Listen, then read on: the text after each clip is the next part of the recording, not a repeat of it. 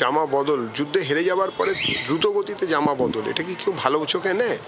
কাকলি ঘোষ দস্তিদার, সায়নী ঘোষ, রচনা বন্দ্যোপাধ্যায়রা এখন এনসিপিআই। প্রধানমন্ত্রীর সঙ্গে ব্রেকফাস্ট করেছেন তারা, একাধিক ছবি সহ পোস্টও করেছেন।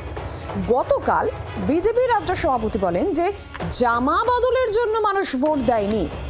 একমত বঙ্গ বিজেপির প্রধান মুখপাত্র, এটা ওদের গণতান্ত্রিক অধিকার, তবে যুদ্ধে হেরে যাবার পর জামা বদল ভালো চোখে নেয় না মানুষ।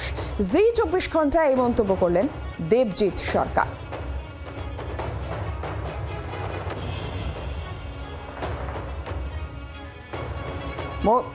মৌমিতা চক্রবর্তী রয়েছেন আমাদের সঙ্গে এই মুহূর্তে টেলিফোন লাইনে। মৌমিতাটি কি জানা যাচ্ছে? একদিকে এই এনসিপিআই সাংসদদের প্রসঙ্গে শ্রমিক ভট্টাচার্যের বক্তব্য, দেবজিৎ সরকারের বক্তব্য। দেখো, শ্রমিক ভট্টাচার্য বিজেপি রাজ্য সভাপতি, তিনি তার অবস্থান স্পষ্ট করেছেন এবং খুব স্বাভাবিকভাবেই রাজ্য সভাপতি যখন কোনো মন্তব্য করেন সেটাই যে গোটা দলের অবস্থান তা কিন্তু নতুন করে বলার নয়। এক্ষেত্রে জামা বদলের জন্য মানুষ বিজেপিকে ভোট দেয়নি, এটা যেমন তিনি বলেছেন, তেমনই একই সঙ্গে তিনি এটাও মনে করিয়ে দিয়েছেন যে বর্তমানে এনসিপিআইতে যারা রয়েছেন তারা সকলেই এনডিএ কে সমর্থন করছেন।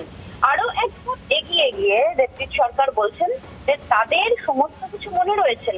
সায়নী ঘোষ তিনি যে মন্তব্য করেছিলেন অতীতে হিন্দু ধর্মের ইষ্টকে নিয়ে, সেই মন্তব্য তারা ভুলছেন না এবং 4 তারিখের পরে তাদের কি ভুল বদল হয়েছে সেটাও মনে রয়েছেন। যেহেতু তারা বিজেপির সঙ্গে সম্পৃক্ত নয়, তাই নতুন করে তাদের নিয়ে কোনো মন্তব্য তারা করতে চাইছেন না।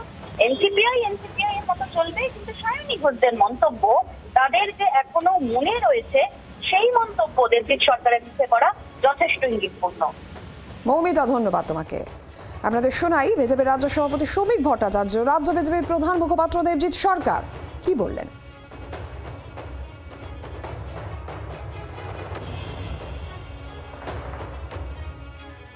যেখানে বিচ্যুতি দেখা যাচ্ছে সেখানে দলীয় সংগঠনের পক্ষ থেকে ব্যবস্থা নেওয়া হচ্ছে। কোনো রাজনৈতিক দল এখনো পর্যন্ত তৈরি হয়নি যার সামান্যতম বিচ্যুতি না থাকে। যে অত্যাচার তৃণমূল কংগ্রেস 15 বছর ধরে করেছে তার যদি প্রতিক্রিয়া হতো তাহলে অনেকেই লিঞ্চিংয়ে মারা যেত, সেটা হয়নি।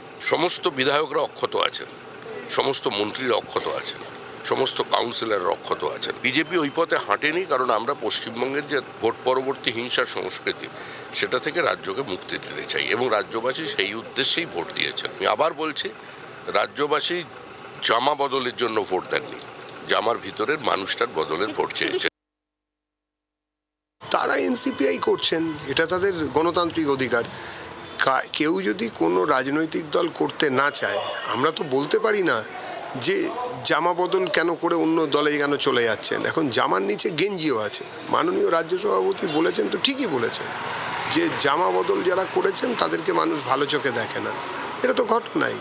অন্তত 4 তারিখের পরে পরিবর্তিত পরিস্থিতিতে জামা বদল, যুদ্ধে হেরে যাবার পরে দ্রুত গতিতে জামা বদল, এটা কি কেউ ভালো চোখে নেয়? কেউই নেয় না। বাংলার আওয়াজ, বাঙালির আবেগ, জি 24 ঘন্টা।